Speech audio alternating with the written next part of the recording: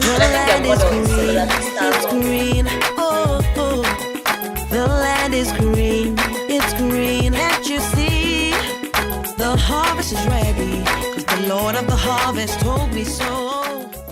So today on Value Creation, I'm sitting here with Mr. Adeyinka Aderombi. He has been in product development and infrastructure management since 2005. He has worked with Airtel, General Electric, and Konga. He's the owner of the online magazine Harmates.com. It's a female magazine that is built on crowdsourcing, so you could check it out because he's doing a lot of wonderful works on it. He pulls together freelance writers and creatives and gives them a platform to showcase their talents and all.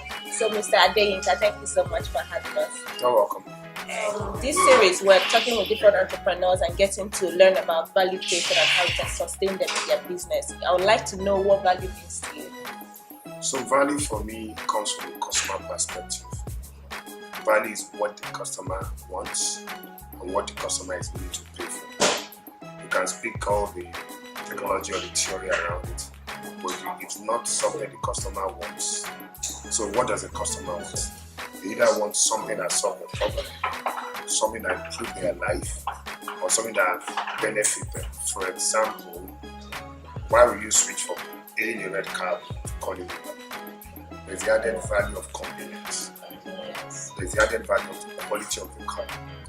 Now, but in the final analysis, they're both cabs. Yeah. But that is the extra value. Now, value means the customer gets more. It could be more money or less money. More money, less hassle. So now that's the definition of value. And that's why to actually define value properly, it's not just a choice, it's something you have to measure. I say, okay, I have a product. Why do I know whether my product is valuable? And before you can do that, you actually have to do a couple of analysis, which is really technical, but since we're on the product platform, we're talking, so it could be value analysis and be sure whether your product is actually valuable to your customers or to any customer. And if they are not, you may have to check whether it's a customer, a product working on, or you have to pitch it for another time. So, yes, that really makes sense because I was listening to somebody talk. He said that the value you're providing has to be relevant to the marketplace. So with what you described now, no matter what you provide, if you fall in love with your products or your services, if it's not relevant to the marketplace, then it's not valuable. No, it's not valuable. And that's where we go to things like product market fit. For example, now, and you have a good product that is not valuable to anybody. It's nice, and we have a lot of that in the IT startup space. Yeah. And when you check it, you do it properly, it doesn't change the way the customer live their life or experience the product. So if that doesn't happen, that means the customer has no additional value. And I can take any startup you want us to review. So you can pick, and I will do value analysis. Okay, let's choose Neo Cafe, right? Neo Cafe. Yes. New Cafe is a coffee startup. Yeah. You can't call them a startup for some time. But what do they combine? People need to eat anyway. Yeah. So the earlier people eat a snack in Lagos. But it's also a niche for people that want to do startups and they need co-working spaces. Yeah. Now the average co-working space in Lagos comes between the really cheap ones, probably cost you 25 to 30K monthly subscription. Yeah. And on top of that you still have to eat. True. So now if you come to Cafe New now, you just need to buy some food which you will eat anyway. And you have a space to work. At the same time, you host event. So they've actually saved you cost. Instead of cost of two, you use cost of one. Now that's more money to your pocket as a startup guy. Yeah. That's the value. That's really nice. Either way, you need to come drink coffee, but you can sit down and actually do some work. So my wife works out of Cafe at times. If you have a startup, you can come to Cafe and you eat your food and still. So the value for them is you need to eat. So that's the need. So they are combining. So they combine, but that value chain has reduced your cost. Yes. And that is the value to customer. So instead of paying for a co-working space, I'll come to Cafe. Yeah. So you've heard it. You can come to Neo Cafe and get your work done and still have like nice coffee and pastries. The value there is cost saving. Okay. In some scenarios, it's not cost saving. Cost may still be the same, but there's convenience. So the good example of that is e-commerce. So e-commerce basically is convenience they are selling to you. You are still paying for your product like you would have if you are going to the market. What they've taken up from you is the hassle of going to the market, buying the goods, bringing it to your house, and imagine if you want to buy something in Lagos and in Abuja, you don't have to come down, send the bus down, and that cost can be prohibitive.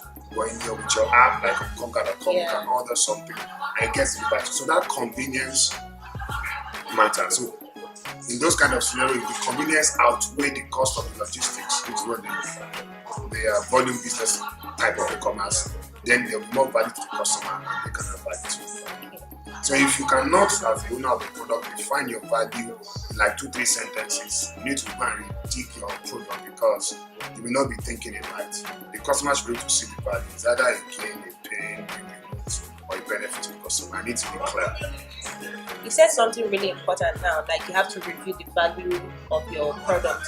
And why we start this series is because most Nigerians have this survival mindset. They just want to get it out there and it affects their sustainability down the line. So could you share like a personal experience of how you let value go first with all your experiences of the different companies you work with and also your personal startup and your companies, how it has sustained you so far?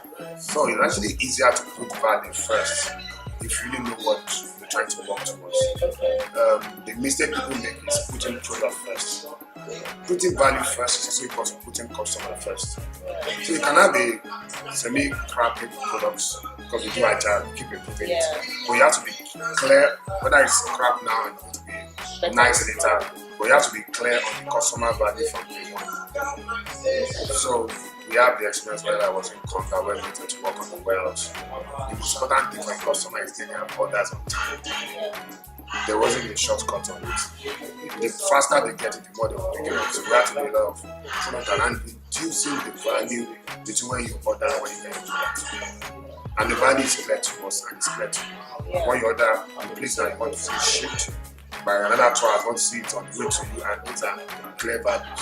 Now if you just say bringing your order, that's not, until you get the product, it's not value to you. So it's easier to build for the customer value rather than to just Product value. So even if your product is not totally nice, the customer value must be clear from day one.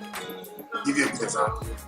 First Google search website was not really good, but it still performs searches, and that must be clear. First Facebook will look really like boxes and we've even cubes, forgotten how it looks now because but the most important is it still costs me to get one. The customer value must be there from day one. The look and feel may not be perfect, but if the customer value is not there, you cannot verify your product idea. This is going to work. But if the product idea and the value is verified, you can still work to now make it look better. But if you do the other way around, the site looks good, the application looks wonderful, but customer value is not clear, it's not there, it's not going to last. Okay. So you've heard it, guys. Fall in love with your customers, not your product or your services, and then grow from there. Thank you so much. I really appreciate your time. Bye. The land is green, it's green. Oh, oh. The land is green, it's green. Can't you see? The harvest is ready.